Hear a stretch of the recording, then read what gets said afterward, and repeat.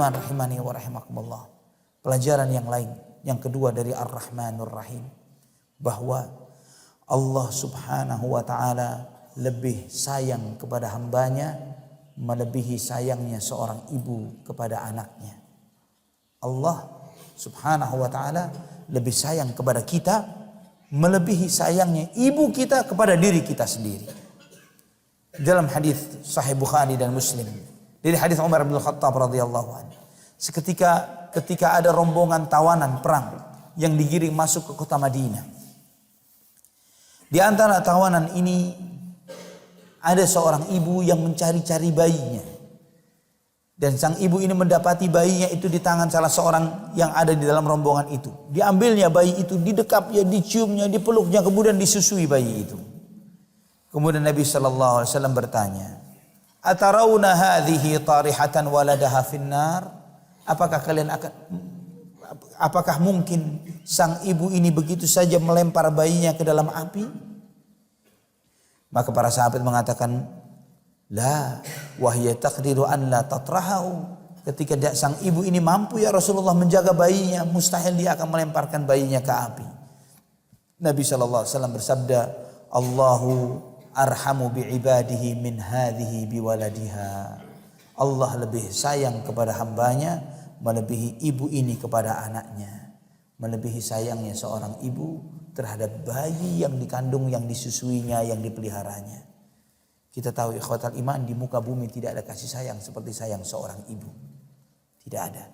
Mau dibandingkan dengan apa? Bagaimana kita membalas jasa ibu kita?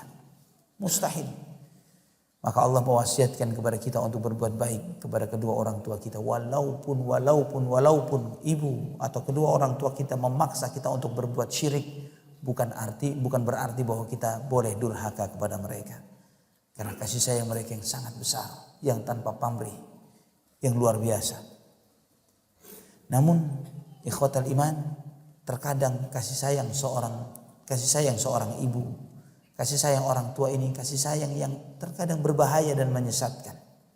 Kita melihat berapa banyak ibu yang sayang berlebihan kepada anaknya, sehingga ketika waktunya sholat subuh tidak dibangunkan.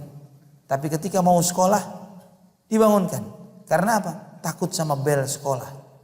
Tapi tidak takut dengan anaknya diadab oleh Allah Subhanahu wa taala karena tidak bangun sholat subuh. Kasihan, sayang, dia kan semalam begini, dia begitu dan begini. Nanti saja biar agak siang sholatnya.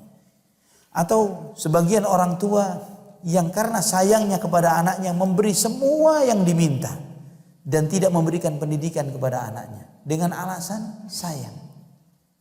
Tapi ini bukan sayang, tapi ini membahayakan sang anak. Jika semua mintanya anak dituruti dan anak itu tidak dididik, ini berbahaya. Namun bagaimana kasih sayang Allah Subhanahu wa taala? Di antara bentuk kasih sayang Allah Subhanahu wa taala, Allah memberikan akal kepada kita. Allah memberikan panca indera kepada kita. Yang dengan akal ini kita bisa membedakan mana yang baik, mana yang buruk, mana yang benar, mana yang salah, ya, mana yang manfaat dan mana yang madarat. Dengan akal, dengan panca indera ini, Allah berikan potensi ini kepada manusia. Kemudian tidak cukup sampai di sana. Allah Subhanahu wa taala utuskan kepada kita Nabi Muhammad sallallahu alaihi wasallam. Tidak cukup sampai di sana. Rasulullah SAW dipilihlah beliau dari manusia yang terbaik, akhlak yang terbaik, manusia yang memiliki hati yang paling baik. Tidak cukup sampai di situ, diberikan wahyu Al-Quran. Yang Al-Quran ini Allah Subhanahu wa taala sendiri yang menjaganya. Allah tunjukkan kepada kita wahadainahun najdain.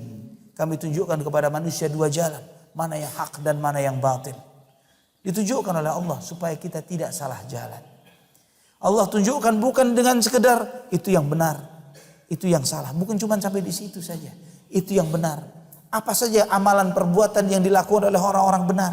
Siapa saja contoh-contoh orang-orangnya itu semuanya dicontohkan oleh Allah di dalam Al-Quran. Kemudian bagaimana nanti balasan bagi orang-orang yang benar. Akibatnya nanti mereka ditempatkan di surga. Apa saja isinya surga dan kenikmatan apa yang Allah berikan. Allah tunjukkan, Allah buka untuk kita semuanya. Jalan yang salah, yang batil. Apa saja perbuatan-perbuatan orang-orang yang salah ini. maksiat dan dosa semuanya ditunjukkan, dari kesyirikan dan semuanya, dari kabair sampai saghair disebutkan oleh Allah, dari perbuatan dosa yang zahir maupun yang batin, dosa-dosa yang dilakukan dalam hati manusia dijelaskan oleh Allah Subhanahu wa taala.